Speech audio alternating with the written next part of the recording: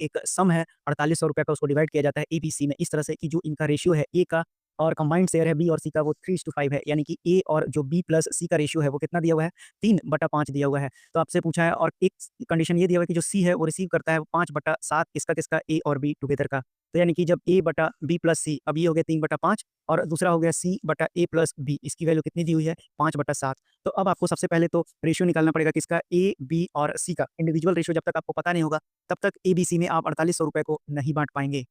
चलिए, तो अब मैंने आपको इस तरह का नहीं सिखाया है रेशियो में कि कैसे सॉल्व करते हैं। तो जो पहला मेथड मैंने बोला कि आप लीनियर इक्वेशंस बनाएँगे, उसमें भी 3 इक्वेशन, 3 अननोन होना चाहिए, तब जाके आप तीनों का वैल्यू निकाल सकते हैं। लेकिन कंडीशन यहाँ बन जाता है, तो ऐसे क्वेश्चंस में निकल जाएगा, लेकिन वो लंबा प्रोसीजर है। तो सबसे पहले आपको इन दोनों का गैपिंग बराबर करना होगा। तो इन दोनों का सम अगर आप देखेंगे, तो ये आ रहा है 8 और ये आ रहा है आपको 12। तो यानी अब इसको बराबर करना होगा दोनों का सम। तो इन दोनों का एलसीएम ले लीजिए, कितना आ जाएगा?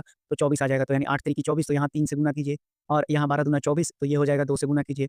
अब जो आपका ए बटा जो बी प्लस सी का वैल्यू है, वो हो जाएगा 9/15 और जो सी बटा ए प्लस बी है, ये कितना हो जाएगा आपका 10/14। अब आप देख लीजिए, 9 और 15 को जोड़ेंगे तो 24, 10 और 14 को जोड़ेंगे तो 24, यानी कि अब आप ये जो सामने वाला वैल्यू है, इसको आप सब्स्टिट्यूट कर सकते हैं। तो अब अगर आपको बताएँ, तो यहाँ पर अगर देखेंगे आप, तो ए और सी की वैल्यू कितनी मिल गई?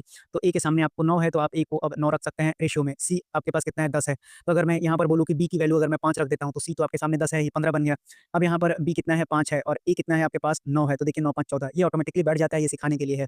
तो अब आप देखिए, तो बी की वैल्यू आपको कितना मिल गया? तो बी जो है आपको रेशियो में 5 आ जाएगा। तो ए/बी/सी निकल गया।